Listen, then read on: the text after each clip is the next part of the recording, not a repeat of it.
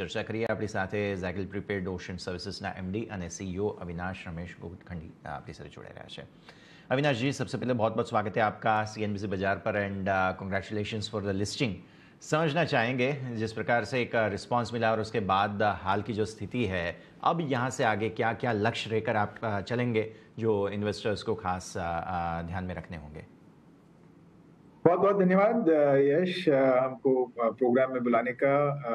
जी देखिए, लिस्टिंग तो एक माइलस्टोन है और जी आगे का जो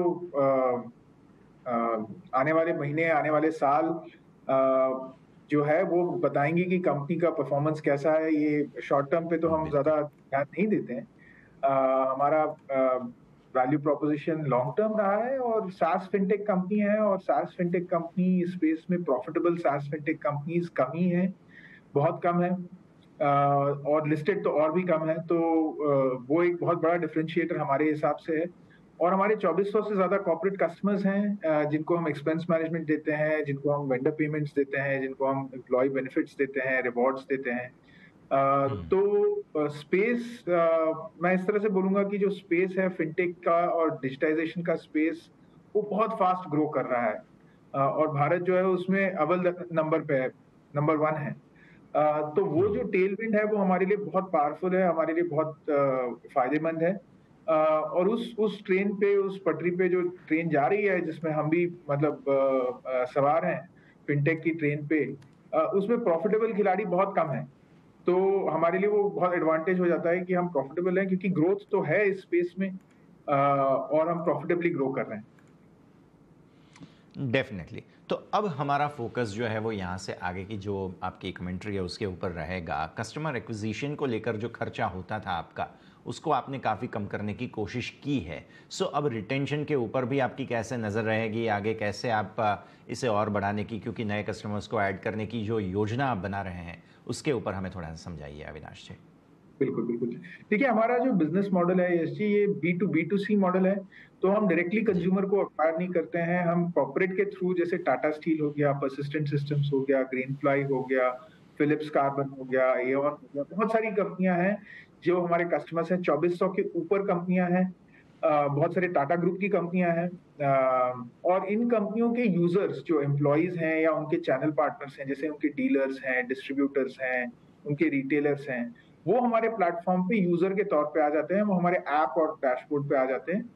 तो हम जो निवेश करते हैं कस्टमर रिटेंशन और एक्विजिशन में, हमारा एक्विजिशन का पार्ट छोटा होता है, मैक्सिमम होता है हमारा रिटेंशन का, ताकि हमारे प्लेटफॉर्म पे जो भी आए वो संतुष्ट रहें, खुश रहें और हमसे लंबे समय के लिए जुड़े रहें। हमारा एट्रिशन भी जो है वो बहुत कम है, हमारा एट्रिशन ऑफ कॉर्पोरेट्स 2% से कम है, और वो इंडस्ट्री में मतलब हमारे हिसाब से वन ऑफ द बेस्ट है।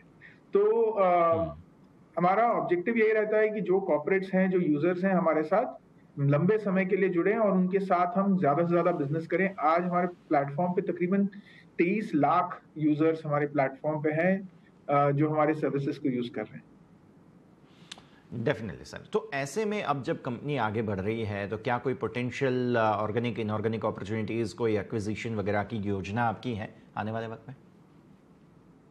इनऑर्गेनिक तो अपॉर्चुनिटीज यश रहती ही हैं, और क्योंकि आप लिस्टेड हैं तो वो अपॉर्चुनिटी आपके लिए बहुत ज्यादा बड़े पैमाने पे बढ़ जाती हैं। तो हम ओपन हैं, हम देख रहे हैं, असेस कर रहे हैं कि कौन सी अपॉर्चुनिटीज हैं। टाइम टाइम पे अपॉर्चुनिटीज उभर के आती हैं, और अगर ये एबिटा एक्रेटिव है हमारे लिए, वो इम्पोर्टेंट है कि जब हम किसी एक्विजिशन की तरफ देखें तो उससे हमारे बिजनेस में प्रॉफिट में बढ़ोतरी हो रही है, यानी या हमको अगर कोई एक इंटरनेशनल मार्केट में एंट्री मिल रही है थ्रू दैट, और वो प्रॉफिट हमारा बढ़ा रही है, तो वो सोने पे सुहागा है। पर ओवरऑल अगर आप देखेंगे तो हमारा थॉट प्रोसेस यही रहेगा कि हमारी जो ग्रोथ है, हमारा जो स्पेस है, उसमें बहुत ग्रोथ है ऑर्गेनिकली। उस पर तो कोई डाउट नहीं करता कि सास फिनटेक में ग्रोथ नहीं है। तो अगर कोई एबिटा एक्रेटिव हमको एक्विजिशन की अपॉर्चुनिटी मिलती है तो क्यों नहीं, we will be open to it.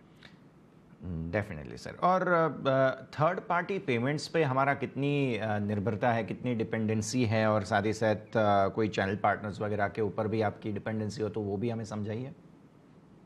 देखिए, आज हमारे पार्टनर्स हैं जैसे रेज़र पे है, यात्रा है, जी। हमारे साथ बैंक्स हैं जैसे डीबीएस है, ये सारे जो हुँ, पार्टनर्स हैं यश ये हमारा जो सॉफ्टवेयर है, हमारा प्लेटफ़ॉर्म ही अपने कस्टमर्स तक लेके जाते हैं।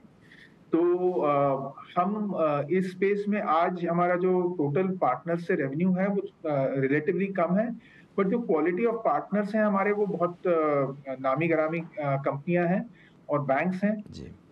जैसे आईसीआईसीआई बैंक है, तो बहुत सारे बैंक्स भी हैं, बहुत सारे बाकी पार्टनर्स भी हैं।